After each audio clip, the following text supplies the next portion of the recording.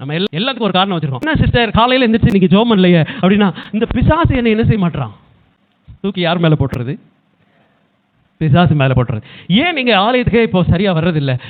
எங்கே பாஸ்டர் நான் வரணும்னு தான் நினைக்கிறேன், ஆனால் பிசாசு என்ன செய்கிறான், பின்னுக்கு இழுக்கிறான். எல்லாத்துக்கும் நமக்கு ஒருத்தர் இருக்கான், அவன் யாரு? காரணம். அப்படியே அவன் மேலே தூக்கி போட்டுறது. எதை செய்யலைனாலும் உடனே யார் மேலே போடுறது?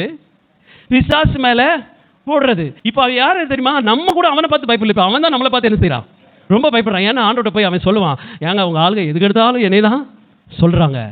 ஏன்ப்பா சோம்பேறியா இருக்கானா, அதுக்கும் என்னை தான் சொல்கிறாங்க. ஏன் பைபிள் வாசிக்கல, அதுக்கும் என்னை தான் சொல்கிறாங்க. ஏன் ஜெபிக்கல, அதுக்கும் என்னை தான் சொல்கிறாங்க. பிசாசை நம்ம விரட்டிடலாம், ஆனால் நம்முடைய மாம்சத்தை நம்மளால் என்ன செய்ய முடியாது.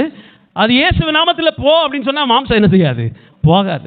அதனால தான் பவுல் சொல்றாரு, நான் செய்ய வேண்டும் என்று இருக்கிற நன்மையை செய்யாமல் நான் விரும்பாத தீமையை செய்கிறேன்.